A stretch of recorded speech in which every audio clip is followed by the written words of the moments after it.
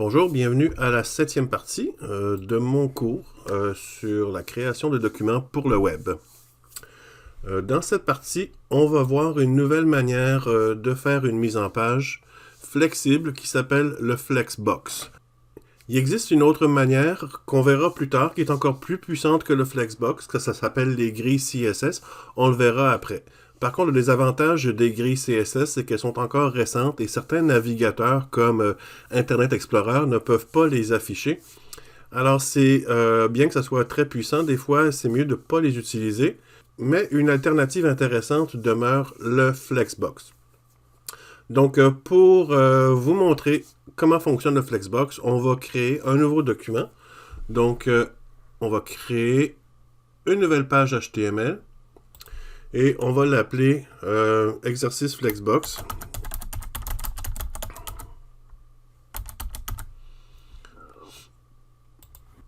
On va tout de suite l'enregistrer. Et on va l'appeler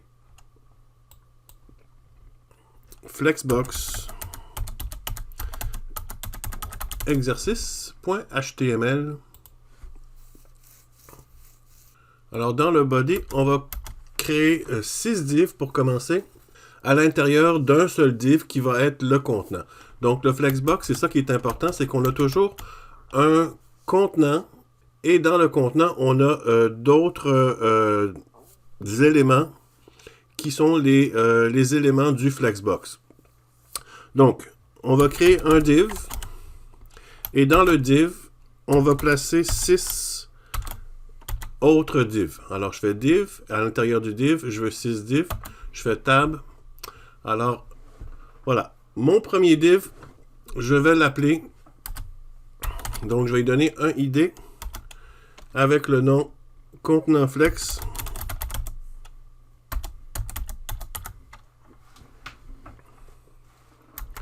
Et dans chacun des divs, on va les numéroter pour bien les identifier. Donc, je vais mettre 1, 2, 3, 4, 5 et 6. Et maintenant, tout ce qu'on a à faire, c'est créer nos styles pour contrôler l'affichage de nos différents divs dans notre Flexbox. Donc, on va créer la balise style.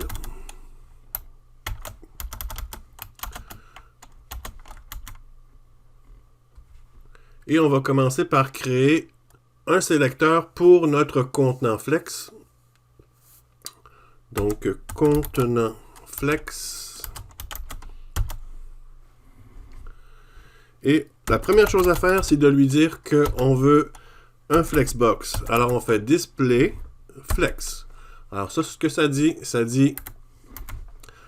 tous les éléments à l'intérieur du contenant flex vont avoir un affichage flex. Je vais fractionner pour qu'on voit le résultat. Alors, pour le moment, j'ai pas grand-chose comme résultat parce que j'ai pas de bordure. Je vois juste mes chiffres 1, 2, 3, 4, 5, 6. Mais ce que vous avez peut-être remarqué, parce que j'ai mis display flex, mes 1, 2, 3, 4, 5, 6 sont un à côté de l'autre. OK? Hein, si j'avais pas ça, il serait un par-dessus l'autre.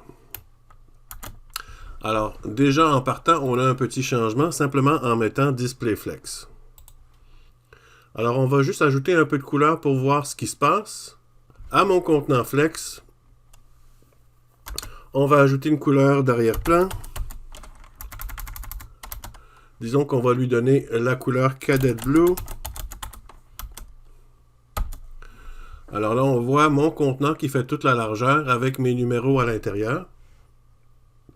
Alors maintenant, tous mes divs qui sont à l'intérieur du contenant flex, je vais leur donner un petit padding, une couleur, un margin, OK, pour les agrandir un petit peu. Donc, je vais mettre contenant flex plus grand que div. Donc, ça va affecter tous les divs qui sont enfants de contenant flex. Alors, je vais mettre font size, je vais agrandir mes numéros. Je vais les mettre à 26 pixels. Je vais mettre une couleur d'arrière-plan. Je vais le mettre en blanc. Je vais mettre un padding. de 20 pixels en haut et en bas et de 30 pixels à droite et à gauche. Et je vais mettre un margin de 10 pixels. OK, alors là, je vais juste agrandir un petit peu pour qu'on voit ce qui se passe.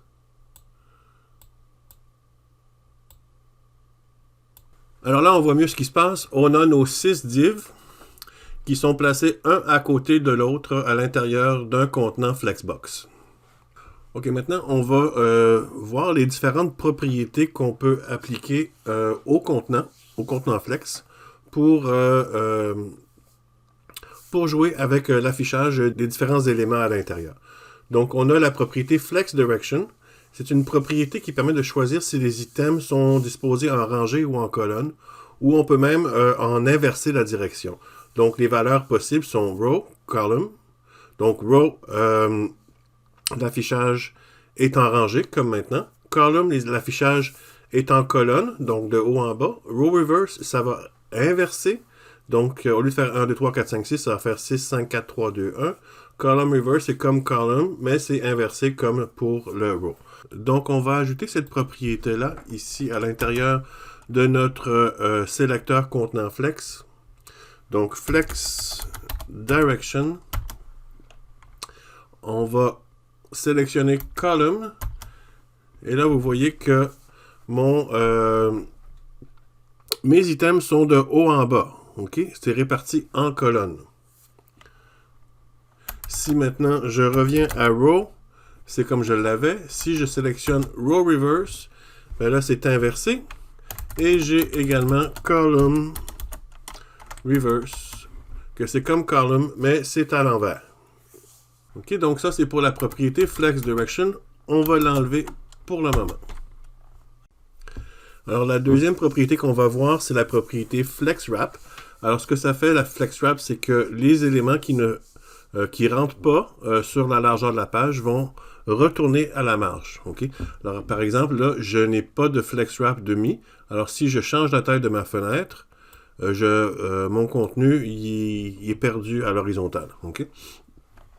Alors, je vais rajouter la propriété Flex Wrap. Et je vais mettre la valeur Wrap. Alors maintenant, si je modifie la largeur de ma fenêtre, vous voyez que les contenants, vous voyez que les éléments à l'intérieur de mon contenant Flexbox, ils reviennent à la marge. Okay? Donc c'est quand même très pratique quand on veut que notre affichage soit adapté à l'écran. Donc à noter que par défaut, la valeur, c'est no wrap. Okay? No wrap, c'est la même chose que si je mettais rien. Okay? Que si ma valeur FlexWrap n'existait pas, ça fait no wrap. Une autre valeur, c'est d'avoir wrap reverse. Wrap reverse, c'est comme wrap, mais sauf que c'est à l'envers. Alors, quand je change la taille de ma fenêtre, c'est le 6 le 6, le 5, le 4, ça va faire ça va disposer mes éléments à l'envers, donc le dernier en premier, etc., etc., etc. J'imagine qu'il doit y avoir des cas où on veut utiliser ça, mais pour le moment, moi, je ne l'ai jamais utilisé. Donc, on va enlever FlexWrap. Ça, c'est pour FlexWrap. C'est très pratique. Mais on va l'enlever pour le moment. Une autre propriété qui existe, c'est la propriété Justify Content.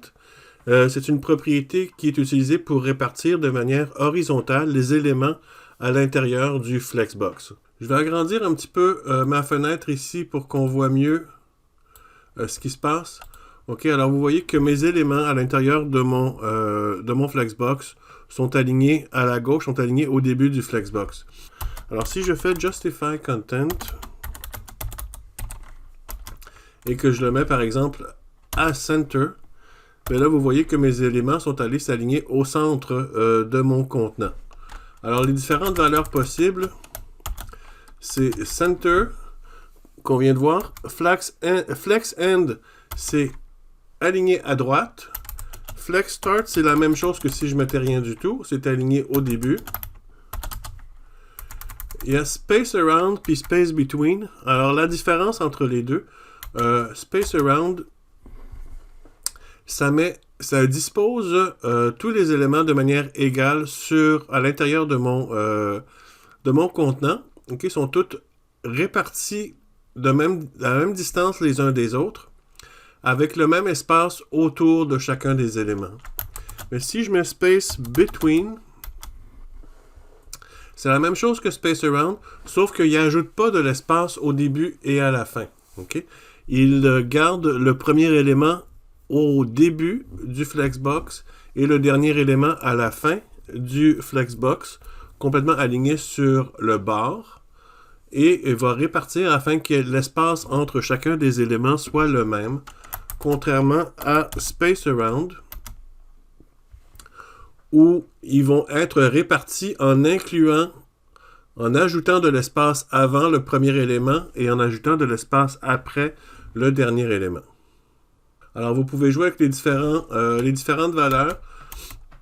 Et quand vous aurez terminé, vous pourrez reprendre la vidéo. On va supprimer Justify Content pour le moment. Une autre propriété, c'est la propriété Align Items, qui sert à aligner verticalement, donc de haut en bas, tous les éléments. Pour pouvoir voir l'alignement de haut en bas, il faudrait que notre boîte soit plus haute. Alors, on va ajouter la propriété Height dans notre contenant. Alors, on va mettre Height 500 pixels, par exemple. Et là, par défaut, on voit que tous nos éléments sont étirés pour occuper toute la hauteur de notre contenant. Alors, on va ajouter la propriété Align Items et on va choisir l'option Center. Alors là, vous voyez que les éléments à l'intérieur du contenant Flex prennent leur taille réelle, ils ne vont pas s'étirer de haut en bas et sont alignés au centre parce que j'ai dit Align Items Center. Évidemment, si le contenu de mes boîtes était plus grand, la taille de l'élément à l'intérieur du contenant Flex est adaptée à son contenu. Okay? Donc, les différentes options pour Align Items, c'est Center. J'ai Flex Start qui va s'aligner en haut. On a Flex End qui va s'aligner en bas. On a Center qu'on a vu, puis Stretch qui est la valeur par défaut. C'est comme si j'avais rien du tout. OK? Donc ça, c'est les différentes valeurs possibles pour Align Items. OK? On s'entend, il faut comprendre que c'est un alignement de haut en bas et non pas un alignement de droite à gauche. Une autre propriété, on va enlever celle-ci. Alors, une autre propriété relativement semblable, c'est la propriété Align Content, qui sert à contrôler comment sont alignés et répartis les lignes d'éléments, OK? Et non pas les éléments individuellement. Vous allez mieux comprendre quand je vais vous le démontrer. Alors, pour mieux voir, on va garder notre height à 500 pour bien voir la hauteur de notre contenant. On va ajouter ici, on va augmenter le padding un petit peu à 100 pour nos éléments à l'intérieur. Je vais rajouter la propriété qu'on a déjà vue, la propriété Flex Wrap, pour qu'on voit, on va le mettre à Wrap, OK, pour qu'on voit nos éléments sur plusieurs lignes. OK?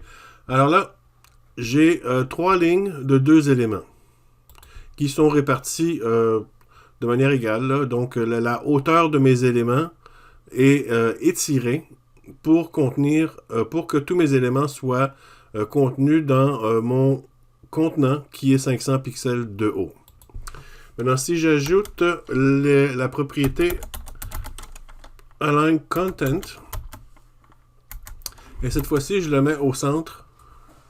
Alors, vous voyez que c'est mon groupe de 3 lignes qui est mis au centre. OK? Contrairement à tout à l'heure avec Align Items où les éléments individuellement étaient alignés au centre. Les autres options, c'est Flex Start comme tout à l'heure.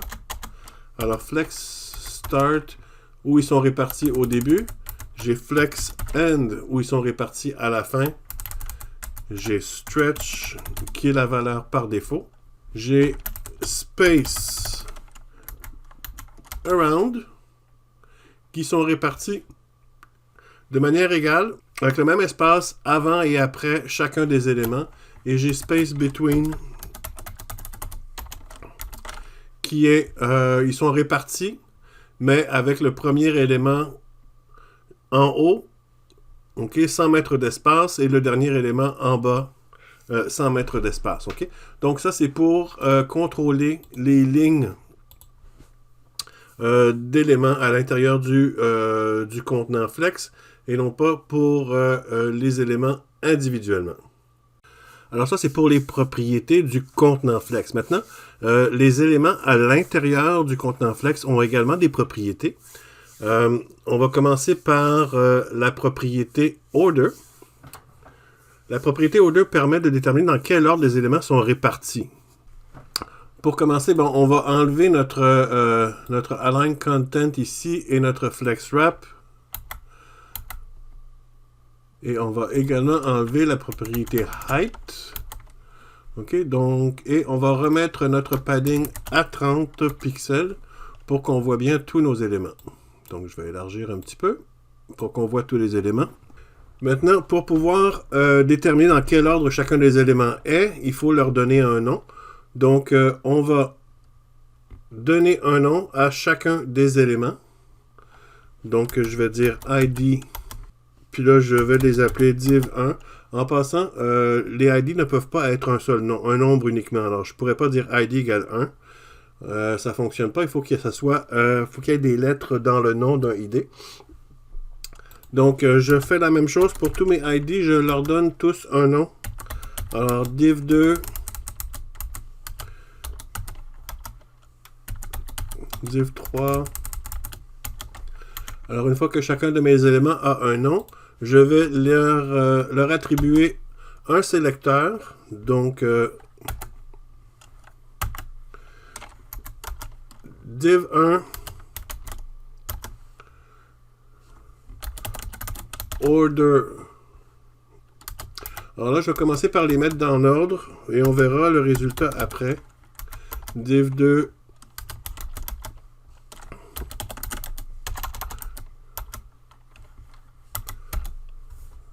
point virgule.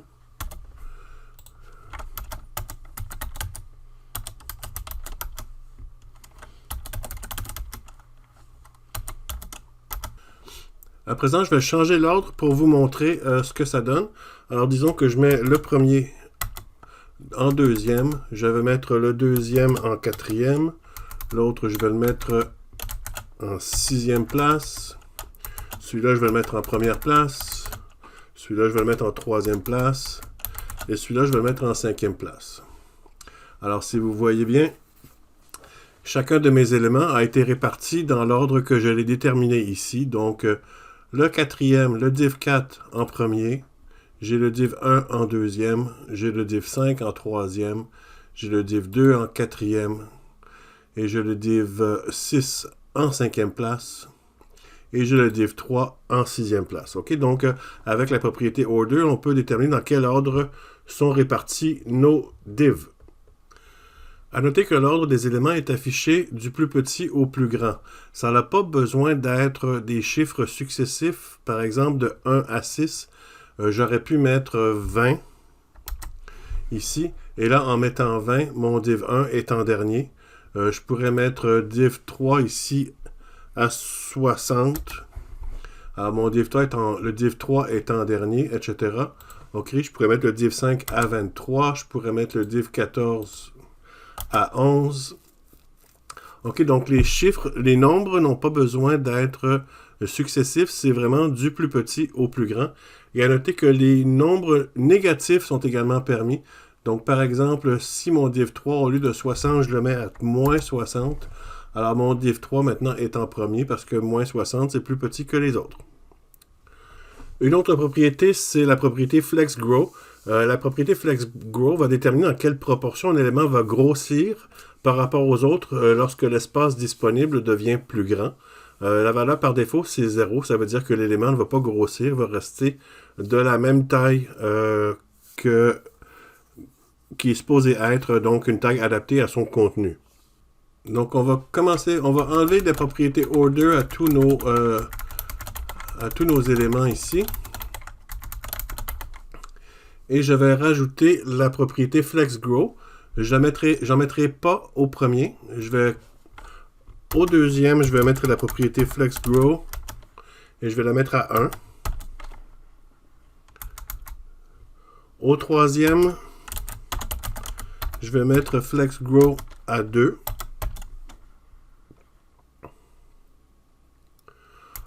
Au quatrième, je vais mettre FlexGrow à 1. Et je vais mettre les autres également à 1.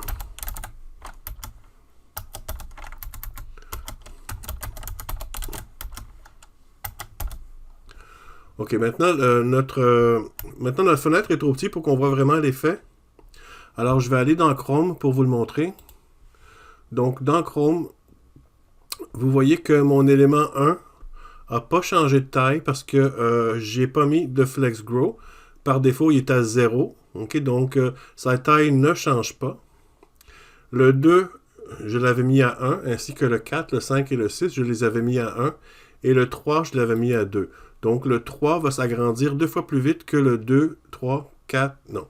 Le 3 va s'agrandir 2 fois plus vite que le 2, 4, 5 et 6. Alors, voici ce qui arrive quand je change la taille. Donc là, présentement, ils sont tous la même taille.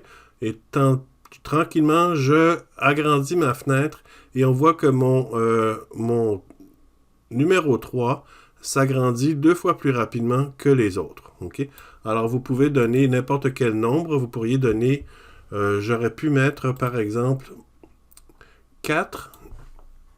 Alors, en mettant 4, il s'agrandirait comme 4 fois plus vite que les autres. Donc, en allant voir ce que ça donne, on voit que il s'agrandit beaucoup plus rapidement que les autres éléments. Donc, FlexGrow, c'est pour déterminer à quelle vitesse, dans quelle proportion chacun des éléments va s'agrandir quand l'espace devient disponible. Une autre propriété, c'est la propriété FlexBasis. La propriété FlexBasis détermine la taille d'affichage initiale d'un élément. Donc, quelle taille elle a au début avant d'être agrandie. Okay? À noter que la propriété FlexBasis a priorité sur n'importe quelle autre propriété, en incluant la propriété Width qu'on utilise généralement pour déterminer de la largeur d'un élément. Alors, je vais supprimer mes FlexGrow ici.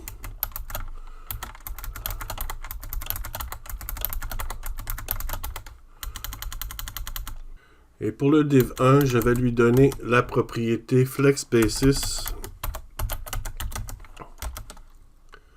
30 pixels. Pour le div 3, je vais lui donner la propriété FlexBasis 60 pixels.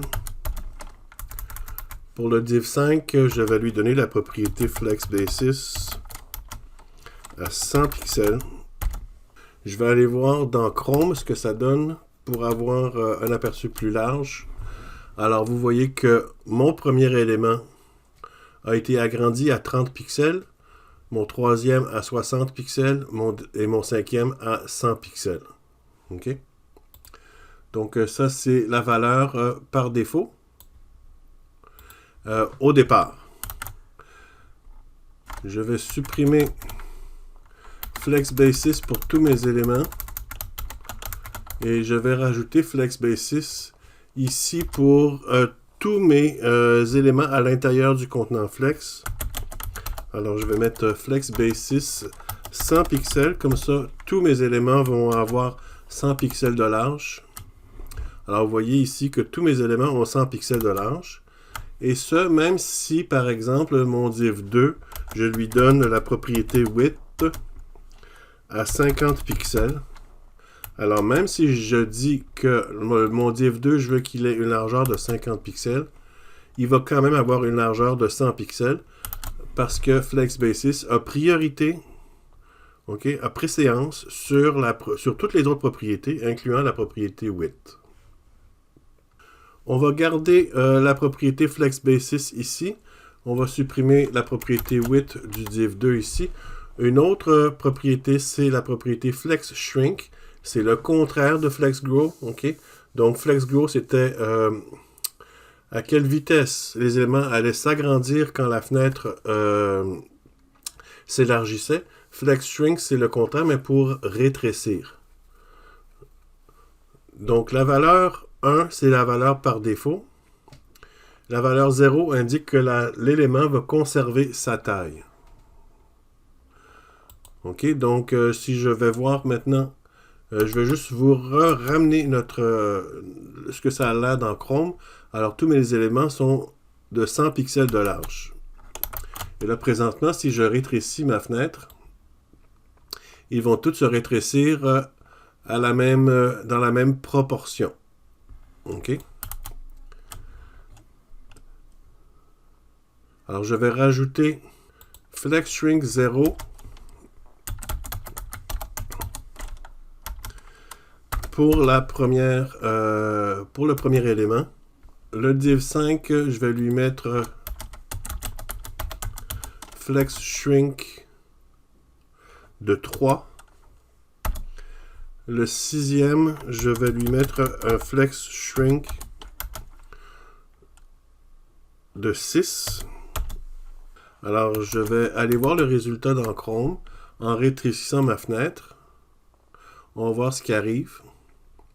OK, on voit que le 1 ne change jamais de taille parce que j'ai mis Flex Shrink 0. Ça veut dire qu'il conserve sa taille telle qu'il a été déterminé ici dans la propriété Flex Basis. OK, donc à 100 pixels.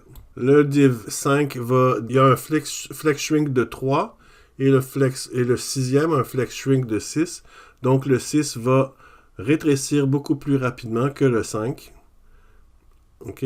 Et que les autres qui ont par défaut un Flex Shrink de 1. OK? Donc le 5 rétrécit plus rapidement que le 2, 3, 4 et le 6 rétrécit plus rapidement que tous les autres. OK? Donc ça c'est pour Flex Shrink.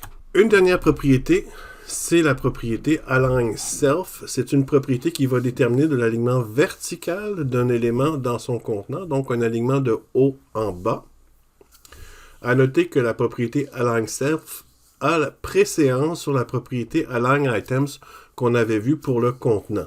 Donc, si j'ai un Align Items Center, par exemple, et je mets un Align Self différent pour un des contenants, le Align Self de l'élément à l'intérieur va avoir priorité. Donc, je vais rajouter, pour qu'on voit bien la différence, je vais rajouter la propriété Height à mon contenant Flex que je vais mettre à 500 pixels, qu'on voit bien la hauteur. Je vais enlever mes Flex Shrink ici. Je vais enlever mon Flex Basis. OK. Alors, je vais rajouter la propriété Align Self ici dans le div 1. Et je vais mettre le Align Self Center au div 1. Et là, vous voyez que mon premier élément est aligné au centre et les autres ne sont pas affectés. Les possibilités, c'est Align Self Center. On a Align Self Flex Start où il va être aligné en haut. Donc, pour le div 2, je vais mettre Align Self Flex Start. Et là, il est aligné en haut. Le troisième, je vais faire un Align Self Flex End où il est aligné en bas. Et une dernière propriété, c'est Align Self Stretch qui est la valeur par défaut. Okay? Donc, ça n'a aucun effet. On voit que le div 4 est pareil au div 5 et 6 parce que Align Self Stretch, c'est la valeur par défaut. C'est comme si on ne mettait rien du tout. Alors, pour contrôler l'alignement de vos éléments à l'intérieur, individuellement, si vous ne voulez pas qu'ils soient tous pareils, on utilise Align Self pour l'aligner de haut en bas, okay, avec les options Flex Start, Flex End et Center. Alors ça, c'est pour les différentes propriétés du Flexbox. Alors maintenant, ce qu'on va faire, c'est qu'on va appliquer ce qu'on a appris au sujet des Flexbox pour modifier un petit peu la mise en forme de notre page index. Donc, on peut fermer notre Flexbox exercice ici. Notre page index, on va en faire une copie, des fois où on se tromperait pour ne pas avoir à tout recommencer. Donc, je vais sélectionner dans mon panneau fichier ici, je vais sélectionner la page index et sur mon clavier, je vais faire CTRL-C. Puis après ça, je fais CTRL-V. Et là, j'ai une copie de ma page index. Okay? Alors, la copie, je vais la conserver en backup, des fois où j'en aurai besoin plus tard. Alors, je vais ouvrir la page index.html. Je vais juste aller en mode code pour tout de suite. Je n'ai pas besoin du mode fractionné. Et je vais faire quelques modifications pour pouvoir utiliser le Flexbox. Donc, ce que je vais faire, c'est que toute la première section ici, je vais en faire un Flexbox. Pour que le Flexbox fonctionne, il faut que chacun des éléments soit un enfant direct de mon contenant qui va être section. Okay? Donc, mon image, il faut que ce soit un descendant direct de section, de même que mon paragraphe d'introduction, mon paragraphe bureautique et mon paragraphe multimédia. Alors, ce qu'on va faire, c'est que je vais supprimer le header ici. Alors, je sélectionne et je le supprime.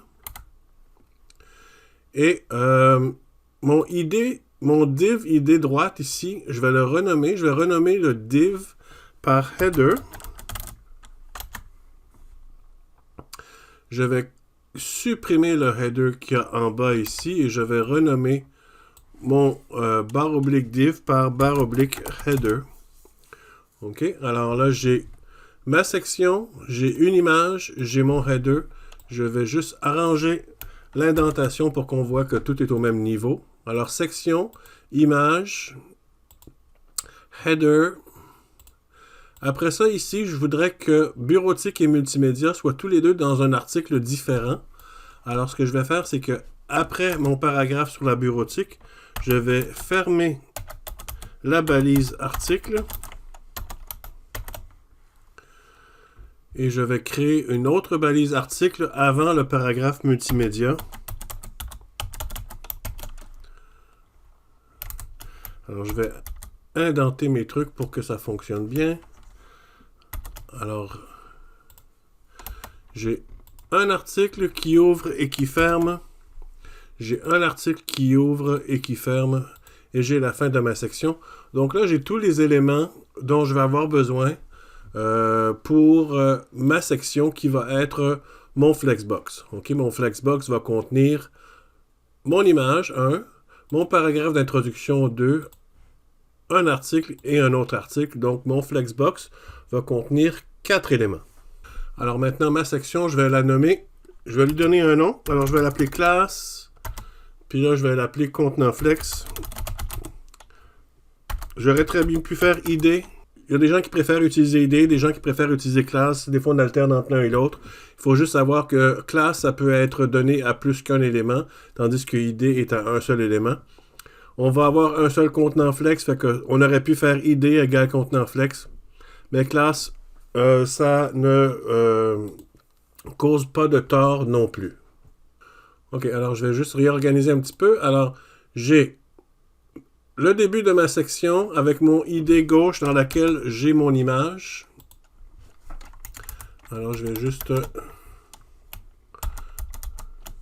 Alors, j'ai mon ID gauche dans lequel j'ai mon image. J'ai mon header ID droite qui commence ici. Je vais juste séparer chacune de mes sections par un espace. J'ai mon article qui contient bureautique et j'ai mon article qui contient multimédia. Et à la fin, j'ai la fermeture de ma section. OK. Alors maintenant, on va aller dans les CSS. Alors, on va supprimer les sélecteurs dont on n'aura plus de besoin parce qu'ils font référence à notre ancienne mise en page. Je vais garder mes sélecteurs pour la taille de mes polices. Ça, je vais le garder. Mais mon div droite, oui, 70%, je vais l'enlever. Celui-là, je vais l'enlever aussi. Mon div pour mon image de gauche. Mon div de gauche. Mon main header, je vais l'enlever également. Et je vais garder Le reste, parce que ça fait référence à mon tableau. OK? Alors, j'ai tout supprimé, sauf j'ai juste gardé droite, le paragraphe de droite et le titre de droite ici, parce que c'est la taille de ma police et je vais la garder dynamique comme elle était. Alors, je vais rajouter un nouveau sélecteur pour mon contenant flex. À noter que si vous avez choisi de faire un ID, c'est un dièse contenant flex qu'il faut et non pas point contenant flex. Alors, j'ouvre mon accolade et je vais mettre display flex pour mon contenant. Maintenant, je vais faire un sélecteur pour mon div de gauche et pour mon header droite. Alors, je vais faire un sélecteur que je vais appeler gauche. Alors, celui-là, je vais lui donner un flex basis. Je vais lui dire que la taille au départ, je veux qu'elle soit 40% de la taille de mon flexbox. Et je vais mettre un sélecteur pour droite. Et je vais lui dire que mon flex basis, donc la taille de base de mon contenant, va être 60% de la taille de mon flexbox. Alors, si on regarde le résultat, la taille de l'image est beaucoup trop grande et ça empêche le contenant de l'image, qui est supposé être à 40% de largeur, d'occuper 40% de la page. Alors, ce qu'on va faire, c'est qu'on va attribuer une taille à l'image. Alors, on va ajouter ici un sélecteur pour l'image. Donc, gauche, image. Et on va lui attribuer une taille, width. Puis, on va lui dire d'occuper 100% de l'espace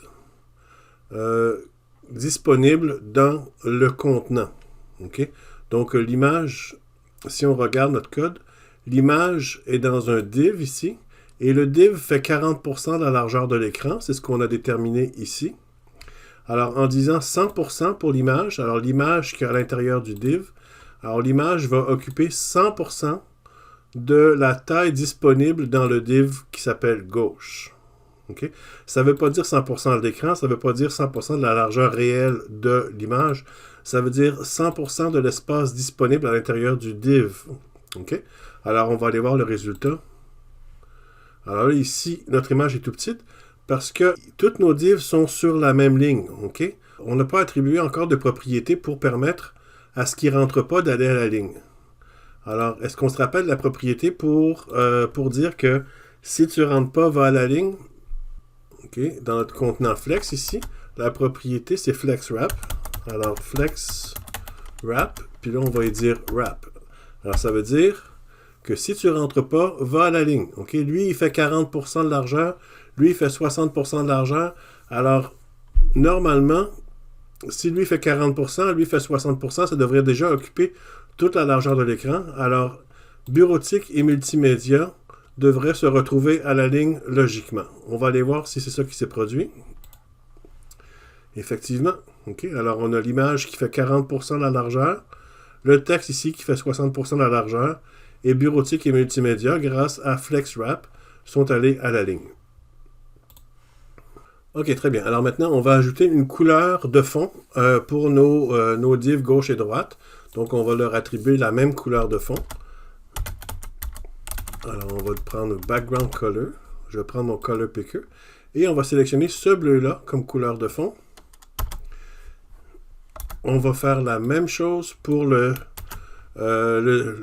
div droite. Ok, j'ai juste fait copier, coller parce qu'on veut la même couleur. Alors, on va aller voir maintenant. Excellent. On a notre image à gauche, le texte à droite. Alors maintenant, il faudrait décoller un petit peu le texte de la marge ici. Alors, on va aller voir le code. Notre texte ici, il est dans un div qui est à l'intérieur du header ID droite. Alors, ce qu'on va faire, c'est qu'on va attribuer une largeur au div à l'intérieur du header. Puis, on va le centrer. Okay? Donc, on va ajouter un sélecteur droite. div. OK, donc le div qui est à l'intérieur de l'élément droite. On va lui donner une largeur de 80%. Et on va le centrer. Pour centrer, c'est Margin Auto. On va aller voir ce que ça donne. Excellent, notre texte il est centré à l'intérieur. On va changer la taille, voir ce que ça donne. Le problème présentement, c'est que notre image rétrécit beaucoup trop quand on réduit la largeur de la fenêtre. Okay? C'est que l'image, parce qu'elle occupe 40% de la largeur de la fenêtre, la hauteur va s'ajuster automatiquement, ce qui fait que la hauteur est vraiment trop petite à un moment donné. Alors, ce qu'on va faire, c'est que pour arranger ça, on ne peut pas vraiment le faire avec une image comme telle, mais on peut le faire avec une image d'arrière-plan. Ce qu'on va faire, c'est qu'au lieu de rapetisser l'image, c'est de rogner l'image. Alors, quand on va rapetisser la fenêtre, l'image va se rogner pour garder toujours la même largeur et la même hauteur. C'est juste que l'image va se rogner de chaque côté. Mais pour faire ça, il faut utiliser une image d'arrière-plan et non pas une image comme telle. OK? On va faire ça. Alors, je vais aller dans mon code ici. Mon image qu'il y a dans mon div ici, je vais la supprimer. Et je vais garder un div vide. C'est correct. Il n'y a pas de problème avec un div vide. Il n'y a pas de règle contre ça. Alors, dans mon div gauche, là, ici, celui-là, j'en aurais plus besoin. Et dans mon div gauche, ici, au lieu de background color, okay, on va supprimer la couleur. Alors, au lieu de background color, on va utiliser background image. Et là, je vais sélectionner URL, pas image. On va sélectionner URL. Puis là, dans URL, je vais aller chercher, je vais cliquer sur image parce que mon image est dans le dossier image.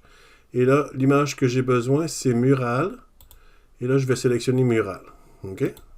Alors, la propriété, c'est background image avec URL. Puis là, on donne l'adresse de l'image dans notre dossier. Alors là, si je vais voir mon code, ce que ça donne maintenant, j'ai mon image à l'intérieur. OK? Sauf que là, j'ai aucun contrôle dessus. OK? Et si ma fenêtre est très grande même, là, ce qui se passe, c'est que l'image se répète. OK? C'est correct pour ce que j'ai ici, mais si les gens ont un très grand écran, c'est pas nécessairement ce que je veux. Alors, je vais l'ajuster pour que mon image rentre au complet dans mon espace et qu'elle se rogne quand on rapetisse la taille. OK? Donc, pour contrôler la taille de l'image, il y a une propriété qui s'appelle background size. La valeur cover va redimensionner l'image pour qu'elle couvre tout le contenant. OK? Alors, c'est ce que je veux. Alors, cover. Je vais faire enregistrer. Je vais aller voir ce que ça donne. Alors là, maintenant, mon image, elle couvre tout l'intérieur, OK, de mon div.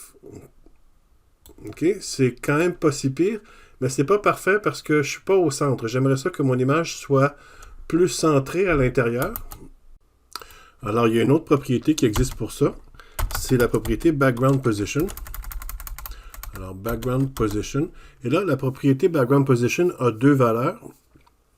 La première valeur, c'est comment est-ce qu'on veut aligner l'image de droite à gauche. Et la deuxième valeur, c'est comment on veut aligner l'image de haut en bas. Alors, de droite à gauche, je veux qu'elle soit centrée. Alors, j'écris center. Et de haut en bas, je veux qu'elle soit centrée également. Alors, je fais center dans les deux cas. Alors, mon image va être parfaitement au centre dans les deux directions, de haut en bas et de droite à gauche. On va aller voir le résultat. Alors maintenant, mon image, vous voyez, elle est centrée. Je vois bien mon mot CFCP au milieu de l'image. Et quand je change la taille de mon image, OK? mon rognage se fait de chaque côté de l'image. OK? Alors, c'est pas mal. Alors maintenant, je vais faire une mise en forme pour le titre ici.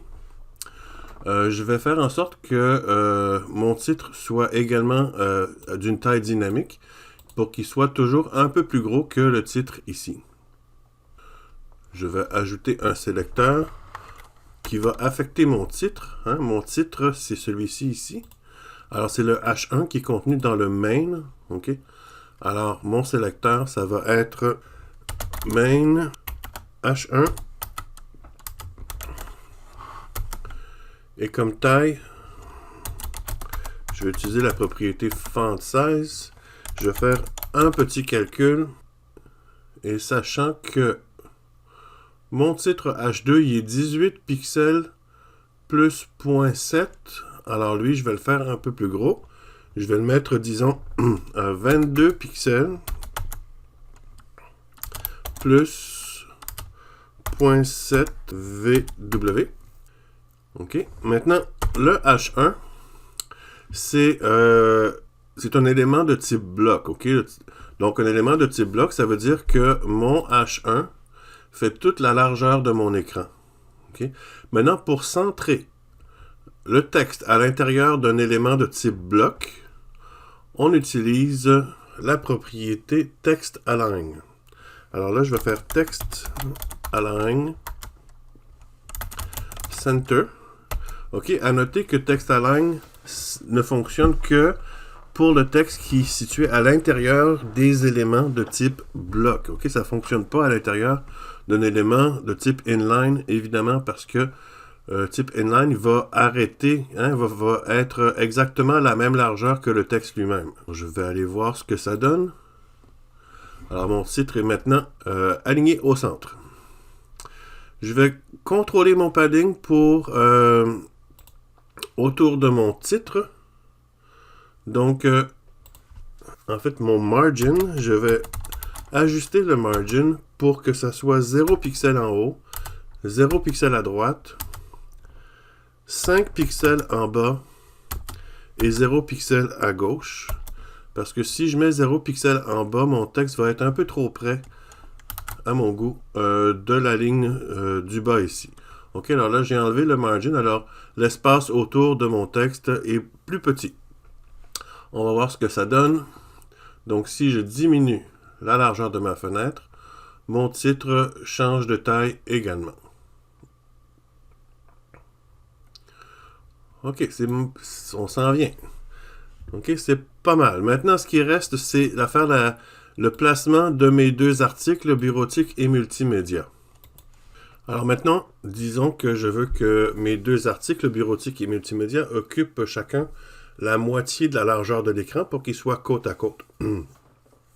Alors, puisqu'on veut affecter les deux articles en même temps, les deux articles vont être identiques, de même largeur, de même couleur et tout. Je n'utiliserai pas un sélecteur séparé pour chacun des articles. Je vais utiliser un seul sélecteur pour les deux articles. Alors, je vais simplement utiliser mon sélecteur contenant flex, à l'intérieur duquel j'ai un article. OK? Alors, avec ce sélecteur-là, les deux articles vont être affectés parce que les deux articles sont contenus à l'intérieur du section contenant flex. Alors, ça, c'est mon contenant. Et j'ai mon article ici et j'ai mon autre article là qui sont directement en dessous du contenant, qui sont des descendants de contenant flex. Alors, je vais commencer par la largeur. Alors, tous les deux, je vais leur donner une largeur de 50% parce que je veux que chacun soit la moitié de la grandeur de l'écran. En fait, ils vont occuper 50% de la largeur du contenant flex. Et le contenant flex lui-même fait 100% de la largeur de l'écran. Okay? Je vais également lui ajouter une couleur de fond. Alors, je vais utiliser Background Color. Je vais prendre mon Color Picker et pour mes articles, je vais utiliser un bleu qui est pas aussi pâle que mon bleu pâle et pas aussi foncé que mon bleu foncé. Alors, je vais cliquer sur mon bleu foncé et je vais glisser OK, vers le haut, jusqu'à temps que j'obtienne une couleur que j'aime bien. Alors ici, j'ai 127, 0, 127, 180. C'est une couleur qui a du bon sens. Alors je fais Enter. Alors là, j'ai ma couleur de background qui est sélectionnée ici. On va aller voir ce que ça donne. Excellent. Alors j'ai ma couleur de fond et mes deux articles sont côte à côte. Sauf que là, ils sont vraiment trop collés l'un sur l'autre. Hein, on dirait que c'est la même phrase qui continue. Les techniques de production et de communication de les cours du bloc multimédia. Alors, il faudrait vraiment ajouter un espace entre bureautique et multimédia pour qu'ils soient moins collés l'un sur l'autre. Cependant, puisque chacun de mes articles fait 50% de la largeur, si j'ajoute un padding, ça va dépasser le 50%. OK? Regarde, je vais vous le montrer. Donc, je vais faire padding 10 pixels, par exemple.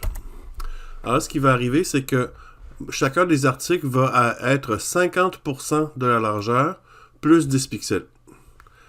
Alors, puisque j'ai mon contenant flex, il est wrap, OK? Mais chacun de mes deux articles côte à côte ne vont pas rentrer sur une seule ligne, ce qui fait que mon deuxième article va aller en dessous de mon premier article. On va voir si j'ai raison. Alors effectivement, c'est ça qui est arrivé. OK? Parce que chacun des deux articles fait 50% de largeur plus 10 pixels. Alors ça fait plus que 100%. Alors mon deuxième article, il se retourne à la ligne parce que j'ai un contenant flex avec un wrap. Heureusement, il y a moyen de déterminer le padding, non pas en pixels, mais en pourcentage. Alors, tout comme j'ai mis mon article d'une largeur de 50%, je pourrais aussi mettre un pourcentage à mon padding. Avec des pourcentages, ça me permet de faire une petite addition et de m'assurer que la largeur plus le padding pour les deux articles égale 100%. Alors, disons que je veux ajouter un padding de 3%. Alors, de quelle taille je devrais modifier la largeur de mon article en sachant que un padding de 3% va être de chaque côté. OK? Alors, je vais avoir un padding de 3% à gauche et un padding de 3% à droite. Donc, je vais avoir un padding de 6%, ce qui fait qu'il faut que j'enlève 6% à 50. Ça me donne 44%. OK? Alors, en mettant la largeur de mon article à 44% et mon padding à 3%, maintenant, ça devrait être correct. Effectivement. OK? Sauf que là, j'ai un padding de 3% de chaque côté, ce qui est correct, mais mon padding de 3% en haut et en bas, il est vraiment trop gros. Alors, ce que je vais faire, c'est que je vais réduire le padding en haut et en bas pour le mettre seulement à 1%. Alors, en sachant que j'ai en haut en premier et à droite en deuxième, alors je vais mettre 1%, espace 3%, et j'ai pas besoin de répéter, parce que si je mets juste deux valeurs, la première est appliquée en haut et en bas, et la deuxième est appliquée à droite et à gauche. OK? Donc, on va voir ça, ce que ça donne. Alors, c'est beaucoup mieux. Il y a juste que mes titres, le bleu de mes titres, ben on le voit là, mais dépendamment des écrans, ça risque d'être plus difficile. Alors, on va changer la couleur des titres pour avoir un plus grand contraste. Alors, je vais retourner dans Dreamweaver. Je vais ajouter un sélecteur pour le contenant flex. Alors, les H3 qui sont dans mon contenant flex, hein, je ne mets pas le plus grand que ici parce que mon H3 n'est pas directement un élément de contenant flex. Mon H3 est un élément de article qui est un élément de contenant flex. Alors, si je fais juste faire un espace, ça va affecter tous les H3 qui sont à l'intérieur de contenant flex, même si ce n'est pas directement à l'intérieur. OK, donc, accolade. Puis là, je vais mettre la color. Je vais carrément le mettre en blanc. Et on va aller voir ce que ça donne. C'est bon. Super. Juste un petit retour sur la largeur de notre article ici. On aurait pu également utiliser un calcul comme on a fait pour les textes, pour la largeur ici. Donc, au lieu de le mettre en pourcentage, j'aurais pu le mettre le padding en pixels. Mettons que j'aurais pu mettre 10 pixels en haut et en bas et 60 pixels à gauche. Non. Je vais mettre 40 pixels à gauche et à droite. Et là, ici, dans Width, j'aurais pu faire le calcul en utilisant la fonction calcul. 50% moins. Puis là, je prends 40 pixels de chaque côté pour faire 80 pixels. OK, alors là, ça va être la largeur 50% moins 80 pixels. Et là, si je vais voir, là, mes articles sont à 50% de largeur moins les pixels que j'ai rajoutés pour le padding. Okay? Donc, c'est une autre manière qu'on aurait pu faire. Vous pouvez y aller en pourcentage ou utiliser le calcul. Ça dépend de... C'est un choix, là. C'est deux manières différentes d'obtenir à peu près le même résultat. Notre contenant flex, il est fait. OK? Alors, c'est complet. On va maintenant s'attaquer au tableau. Alors, on va commencer par donner une couleur de fond en arrière. OK? Derrière le tableau. Alors, pour faire ça, on va descendre ici dans notre code. On a une section avec le tableau à l'intérieur de la section. Alors, on va commencer par donner un ID à la section pour pouvoir cibler cette section-là en particulier. Donc, ID. Et on va lui donner comme nom simplement section tableau. Ensuite, je vais dans mon code et je vais rajouter un sélecteur pour section tableau. Et je vais lui donner une couleur avec le même bleu foncé que notre barre de menu. Donc, background color, color picker, et je vais prendre le même bleu foncé. Alors, si je vais voir ce que ça donne. Maintenant, l'arrière-plan derrière mon tableau est bleu, mais l'intérieur du tableau aussi est bleu. Alors, c'est pas ça que je veux. Puis aussi, j'aimerais contrôler l'espace autour du tableau. Alors, ce que je vais faire, c'est que je vais rajouter un div à l'intérieur de ma section dans lequel mon tableau va se situer. Donc, je vais rajouter un div ici.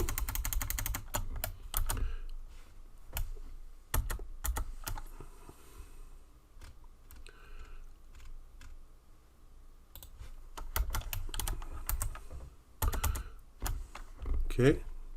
Alors, je vais juste sélectionner tout ça. Et je vais faire une indentation. Alors, j'ai un div. Mon tableau, maintenant, est situé dans un div qui est dans la section. Alors, maintenant, ce que je vais faire, c'est que je vais rajouter un sélecteur pour affecter ce div-là. Donc, je vais faire section tableau div. Et je vais lui donner une couleur d'arrière-plan. Mais je vais la mettre en blanche, tout simplement.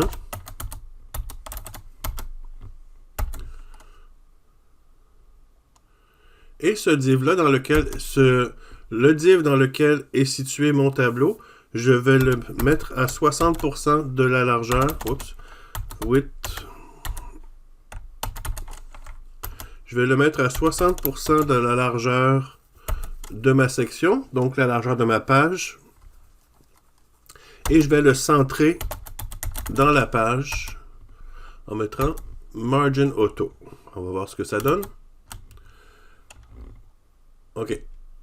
Mon div est à 60% de la largeur de la page. Et il est en blanc et il est centré. Sauf que là, mon div, en occupant 60% de la largeur, il est plus petit que mon tableau. Parce que mon tableau, je l'avais mis comme taille. Si je vais voir les propriétés de mon tableau, je l'avais mis à 800 pixels. OK? Donc, au lieu de le mettre à 800 pixels, je vais le mettre en pourcentage également.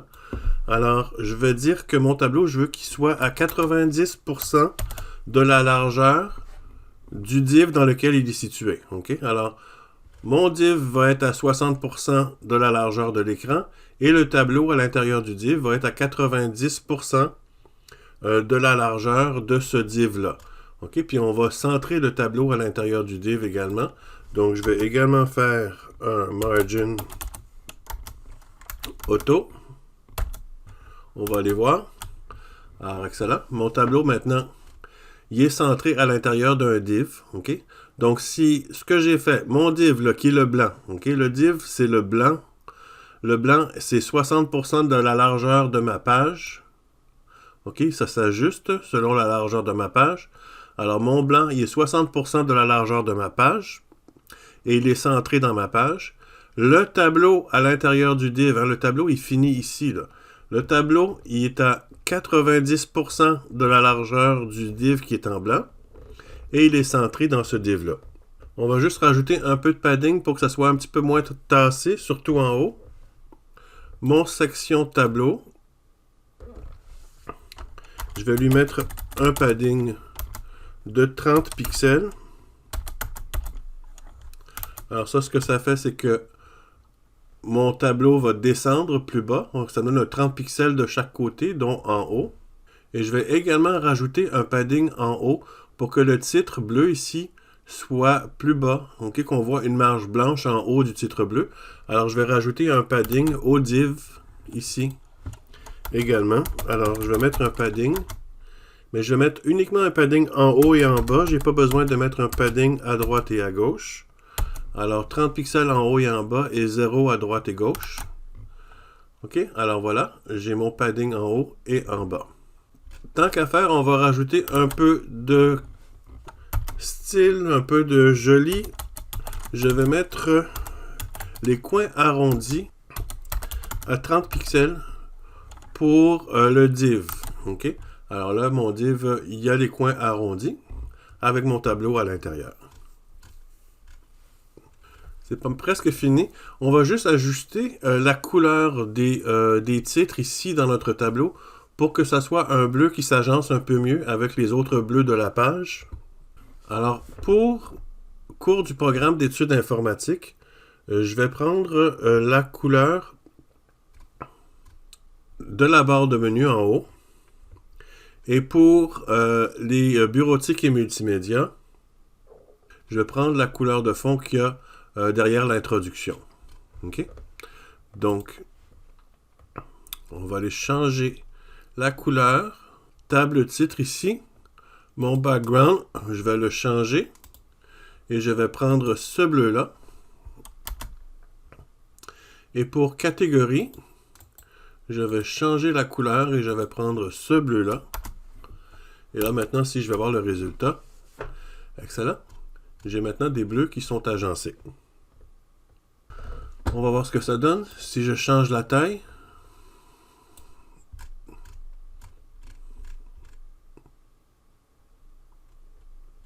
OK, c'est vraiment un détail. Mais quand je suis rendu que quand je réduis la taille de mon tableau et que les titres, le nom de mes cours font plusieurs lignes, les nombres ici sont alignés au centre verticalement. Je vais les mettre alignés en haut, OK? Et non pas alignés au centre de manière verticale. Alors, je vais aller voir mes styles. Pour ces deux, pour les nombres, OK, si je regarde, je vais aller voir dans mon tableau ici. Alors, mes nombres ici, ils ont la classe centrée et la classe taille 10. OK?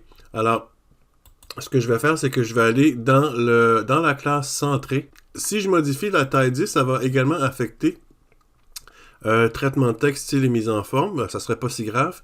Mais je vais aller modifier la taille centrée parce que c'est vraiment la seule classe qui est attribuée au nombre uniquement. OK? Alors, je vais aller chercher le sélecteur centré. Est ici.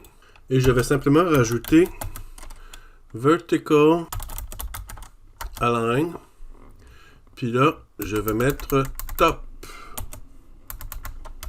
On va aller voir ce que ça donne. Alors là, excellent. Maintenant, mes nombres sont centrés en haut. OK? En passant, Vertical Align, c'est pas une propriété qui s'applique à tout. OK? C'est une propriété qui s'applique au tableau uniquement. Regarde, je vais vous le montrer. Vertical Align, ça s'applique au tableau uniquement.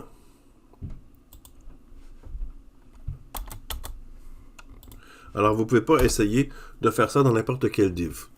OK, alors on a presque terminé. Maintenant, ce qu'on va faire, c'est qu'on va rajouter un pied de page en bas de notre page. Donc, après le main ici, on va ajouter la balise footer.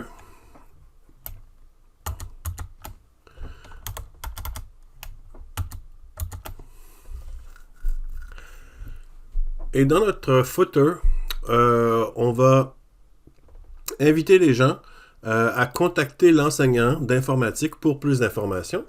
Donc, on va simplement écrire pour plus d'informations sur le cours, non, sur les cours d'informatique au CFCP, contactez l'enseignant Patrick Fontaine. Alors là, ce qu'on va faire, c'est qu'on va ajouter un lien sur mon nom, Patrick Fontaine. On a vu comment créer des liens qui mènent à une page web, mais il existe également le type de lien qui va automatiquement ouvrir un courriel préadressé à la personne. OK? Donc, on va sélectionner le nom. Je vais faire CTRL-T pour insérer une balise. Je vais faire A, href. Là, je fais Enter. Et à l'intérieur de mon lien, ici, au lieu d'avoir une adresse HTTP, on va avoir une adresse mail-to. Alors, j'écris mail-to, suivi de l'adresse. Alors, mon adresse de courriel.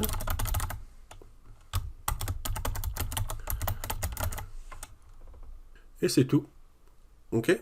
À noter que ce type de lien-là, ce qui arrive quand les gens vont cliquer dessus, ça va ouvrir un nouveau courriel avec leur logiciel de courriel qu'ils ont installé sur leur poste.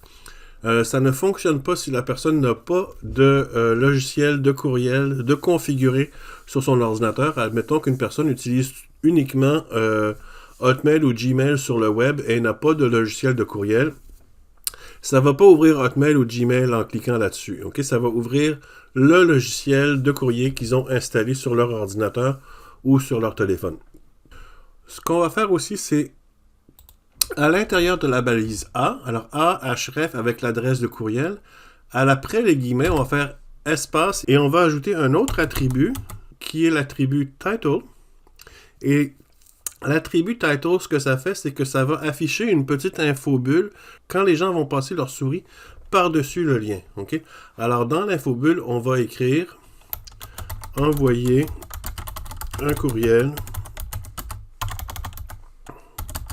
à Patrick Fontaine. Alors maintenant, on va ajouter un style pour notre footer. Donc, je vais retourner dans mes styles. Puisqu'il s'agit d'un style que je vais mettre sur toutes les pages de mon site, le footer, je vais le faire identique pour toutes mes pages. Je vais aller l'ajouter dans ma feuille de style externe, là, le cfcpstyles.css. Alors, je vais aller à la fin de mes styles et je vais rajouter un sélecteur footer. Et dans le sélecteur footer, je vais mettre une couleur d'arrière-plan. Prends le color picker. Je vais partir du plus foncé, du bleu foncé, et je vais augmenter, je vais descendre pour aller chercher une couleur encore plus foncée. Alors presque noir. Alors le 0,24,34, c'est une bonne couleur, c'est un bleu foncé. Je fais Enter pour accepter ça. Donc la couleur RGB c'est 0,24,34. Je vais également lui donner du texte en blanc parce que c'est un arrière-plan foncé. Fait que j'ai pas le choix de mettre une police pâle. Je vais carrément le mettre blanc. Et puis je vais également mettre un petit padding de 10 pixels pour pas que mon texte soit pogné contre la marge. On va centrer le texte avec la propriété text align. Donc je vais faire text align center, qui est possible parce que mon footer c'est un élément de type bloc. Et une dernière chose que je vais faire, c'est que je vais rajouter une bordure supérieure. Donc une bordure en haut et non pas une bordure de tous les côtés. Alors on a vu jusqu'à présent la propriété border, mais je peux également dire border bottom, border left, border top, ok? Alors si je fais border top, ok? Là, je peux lui donner une couleur. Alors, je fais comme si c'était n'importe quelle bordure. Alors, je vais lui donner une taille de medium. Alors, je vais simplement écrire medium. Je vais la mettre solide. Et je vais lui donner une couleur jaune qui est la couleur. Je vais prendre le même jaune. Je vais ouvrir fractionner ici. Je vais aller chercher le même jaune que j'ai ici dans mon image, dans mon logo. OK? Donc, je vais retourner à ici. Je vais prendre mon color picker. Puis là, je peux aller prendre ma pipette ici. Et là, avec ma pipette, je peux aller me diriger dans mon image et aller cliquer sur la couleur que je veux. Alors, je vais aller chercher ce jaune-là. Puis là, je fais Enter pour l'accepter. Je vais revenir en mode code. Je vais mettre point virgule.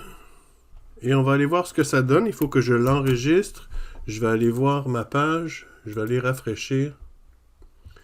Et là, je vais descendre un petit peu. Alors, j'ai mon footer ici, avec mon texte et ma ligne jaune. J'ai mon lien, par exemple, qu'il faudrait que je change parce qu'il est en bleu sur bleu et c'est difficile à voir. Alors, ce qu'on va faire, c'est qu'on va utiliser le même jaune qu'on a utilisé pour la bordure supérieure. Alors, je vais rajouter un sélecteur pour le lien dans le footer. Alors, mon sélecteur, ça va être footer, lien. Puis mon lien, je vais lui donner une couleur qui est la même.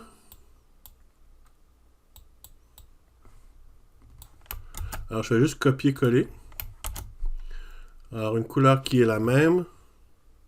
Et je vais enlever le soulignement. Alors, pour enlever le soulignement, la propriété, c'est Text Decoration. Puis, je le mets à None pour aucun. Et on va également mettre un effet quand les gens mettent leur souris dessus. Alors, je vais faire Footer A, Hover. Et la couleur, je vais aller chercher mon color picker. Alors comme couleur, je clique sur mon bleu foncé et je vais aller ramener mon sélecteur complètement dans le coin pour aller chercher un bleu plus clair ici. Alors ça correspond à 0, 180, 255. Je fais Enter. Je vais enregistrer, je vais aller voir ma page. Alors là, j'ai mon footer. Avec le lien en jaune, quand je passe la souris dessus, mon lien jaune devient bleu.